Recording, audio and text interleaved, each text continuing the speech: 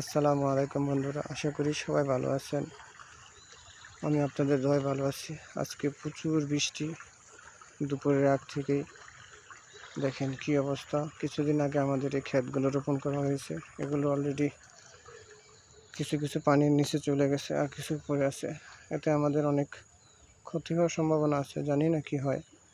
আল্লাহর কাছে দোয়া করে যাতে নষ্ট না হয়, দ্রুত পানি নেমে যায়।